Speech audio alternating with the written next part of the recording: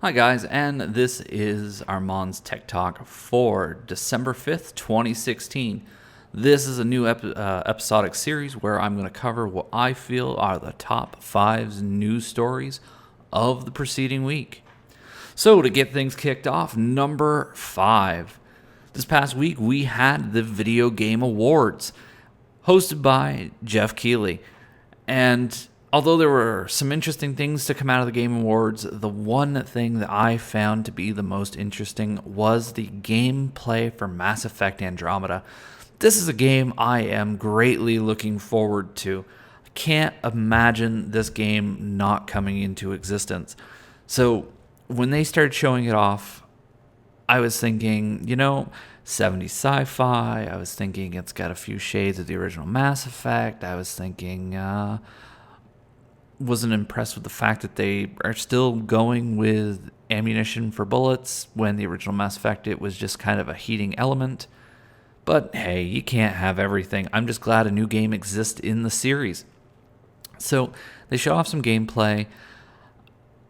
They brought back the Mako, or a spiritual successor to the Mako. We'll see if it's better to control. The game, of course, is going to support HDR10 on your Xbox One S and your PlayStation 4/PlayStation 4 Pro. And it's going to support Dolby Vision on PC. Although I will be interested to see how they decide to implement that, as the graphics cards currently do. I'm not sure if Windows does, and our monitors currently don't. So if you want to play it on PC and get everything that the game is supposedly offering, get ready to shell out some dough. So continuing on, later in the week, or actually the very next day, it was Saturday, Sony had, and this is number 4, Sony had their PlayStation Experience 2016. This is their 3rd annual fan-based media briefing, I guess is what I want to call it, because that's pretty much what they're showing you. It's like a second E3 for Sony.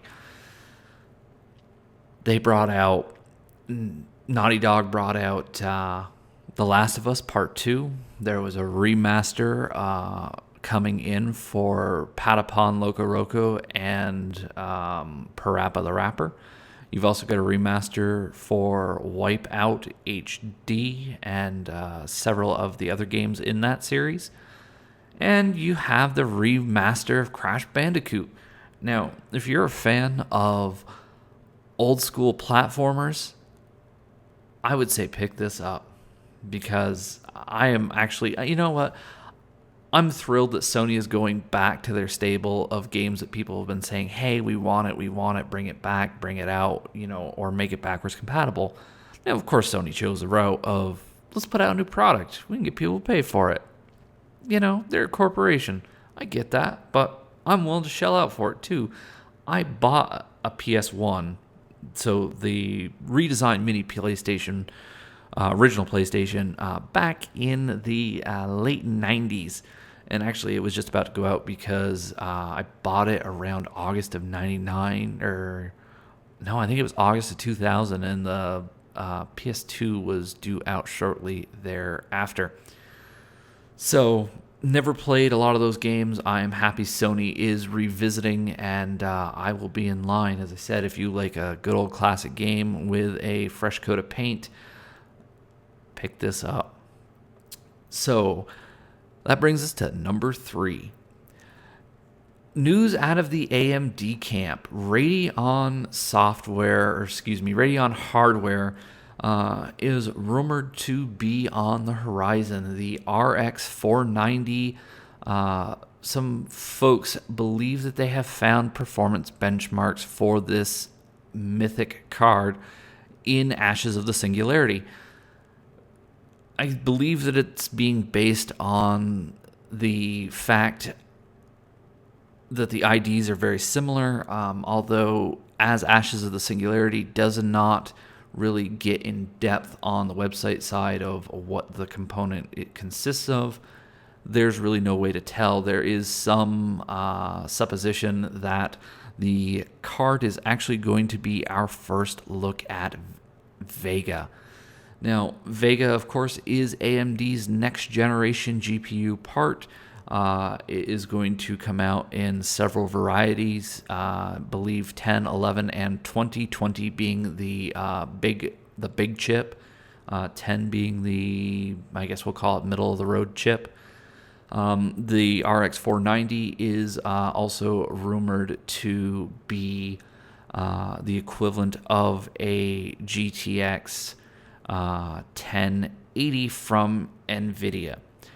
Now, if AMD is able to bring this card out and beat the price of the 1080, then they will have a very substantial part on their hands. Currently, they have positioned two RX 480s against a single 1080, and the proposition there is you can get the performance for a lower cost. So once again, if they can do this with a 490, that's going to be great on them, and that will probably be good for their business going forward. And we're going to see with Vega coming out, we're going to probably see the refresh of the Fury line with big boy, big chips on it, which will compete with a Titan X Pascal graphics card.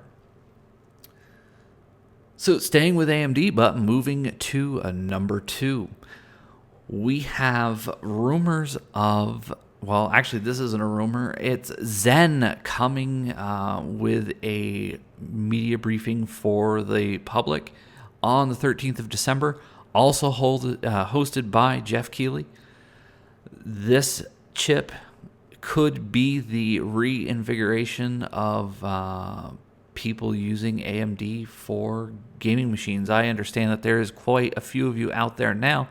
However, I think this is going to take that much further, as they're saying that this chip is going to come in at the performance of a 5960X, which was a 8-core processor for Intel in their last cycle out.